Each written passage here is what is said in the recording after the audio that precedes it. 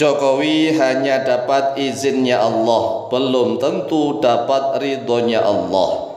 Apakah pernyataan seperti ini benar? Jawabannya adalah sangat benar sekali. Karena untuk mendapatkan ridhonya Allah itu berat sekali syarat-syaratnya. Banyak sekali syarat-syaratnya yang harus dipenuhi. Adapun segala sesuatu yang terjadi di muka bumi ini pasti diizini oleh Allah, itu pasti. Segala sesuatu yang terjadi di seluruh alam jagat raya ini pasti diizini oleh Allah. Hanya saja tidak semuanya mendapatkan ridhonya Allah. Oleh sebab itulah bedakan antara ridhonya Allah dengan izinnya Allah. Karena semua hal yang terjadi di seluruh alam jagat raya ini pasti atas izinnya Allah. Namun tidak semuanya mendapatkan ridhonya Allah.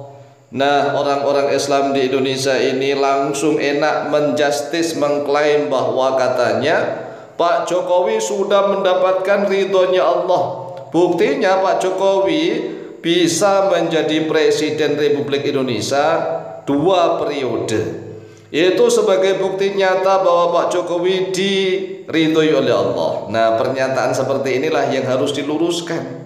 Karena mayoritas rakyat di Indonesia ini beragama Islam, namun nggak mau ngaji, sehingga ngajinya itu hanya menuruti nafsu mereka masing-masing, nggak sesuai dengan tuntunan Al-Quran maupun hadis. Mereka nggak mau mengikuti tuntunan dari Allah dan Rasulullah. Mereka hanya mengikuti hawa nafsu mereka masing-masing. Oleh sebab itulah ini yang menjadi carut marutnya kehidupan berbangsa dan negara Indonesia. Ingat ya, semua yang diberikan izin oleh Allah belum tentu mendapatkan ridhonya Allah. Nah, kalau semua yang diridhoi oleh Allah pasti sudah diizini oleh Allah. Seperti ini Raja Namrud. Raja Namrud ini kan maksiatnya luar biasa, bejat, dolim luar biasa. Kemudian Fir'aun, ya siapa yang tidak kenal Fir'aun? Fir'aun ini kan raja yang sangat bejat, luar biasa. Dan semua pemimpin di seluruh dunia ini pasti mendapatkan izin dari Allah. Pasti diizini oleh Allah. Mereka mau berkuasa sampai 100 tahun silahkan, ada. Mau berkuasa sampai 20 tahun ada.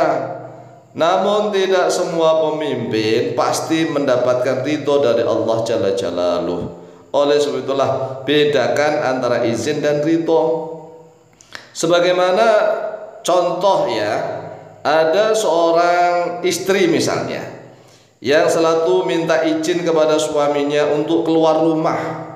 Mungkin sekali 2 kali diizini oleh suaminya, sekali 2 kali diizini.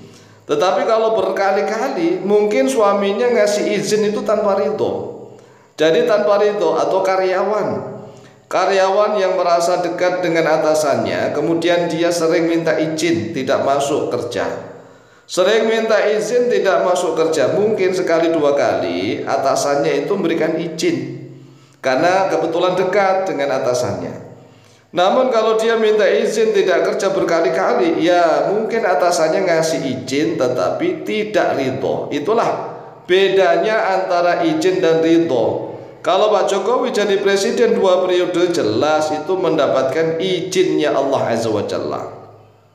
Namun apakah Pak Jokowi langsung mendapatkan ridhonya Allah? Nah, nanti dulu nih. Karena hanya para pemimpin yang taat dan bertakwa kepada Allah Subhanahu wa Ta'ala saja, serta adil dan bijaksana kepada seluruh rakyatnya, itulah yang mendapat ridhonya dari Allah Jalla Jalaluh. Jadi syaratnya pemimpin yang ingin mendapatkan ridhonya Allah, syaratnya yang pertama dia Islam. Orang non muslim tidak diridhoi oleh Allah, tidak diridhoi oleh Allah, jelas ya. Tetapi non muslim itu diizini oleh Allah untuk hidup di muka bumi ini, diizini oleh Allah. Lawang bahkan iblis dan setan saja diizini oleh Allah. Namrud dan Fir'aun juga diizini oleh Allah. Oleh sebab itulah wahai seluruh rakyat Indonesia yang beragama Islam, ngaji agar tidak menuruti nafsu belaka. Nah, kalau orang-orang yang tidak ngerti apa-apa itu biasanya suaranya lebih lantang-lantang.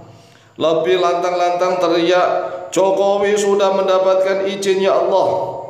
Wah, itu benar.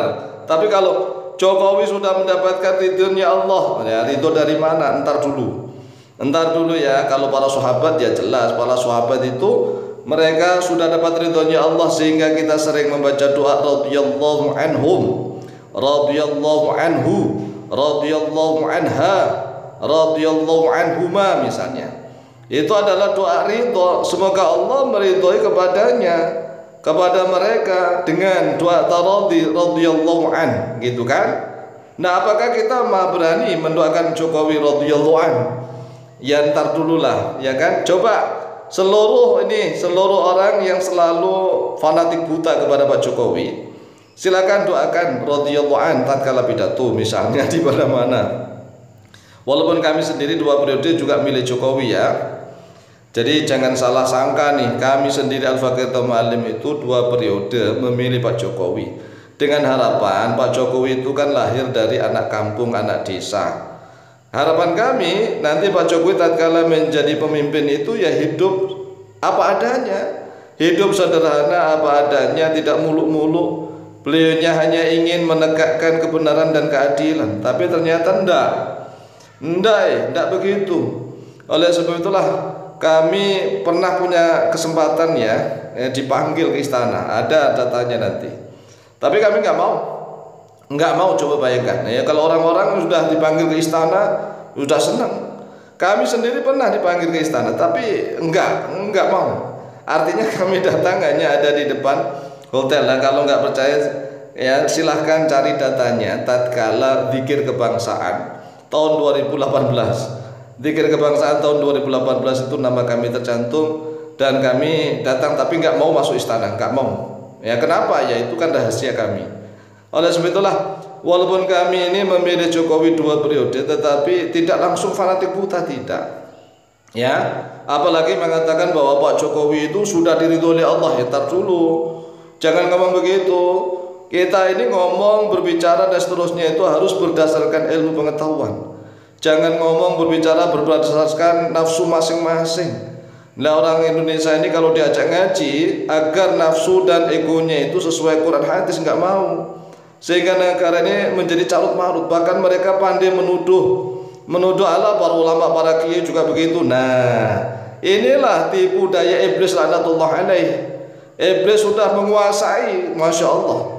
Ya kalau bisa itu beginilah, ngaji dulu, membang dulu, jadi santri, jadi ustaz, para kiai. Nah baru al-amru bil ma'ruf wan nahyi anil munkar, begitu. Nah itulah yang terbaik harus kita lakukan. Demikian, semoga manfaat. Wallahu ta'ala a'lam bishawab.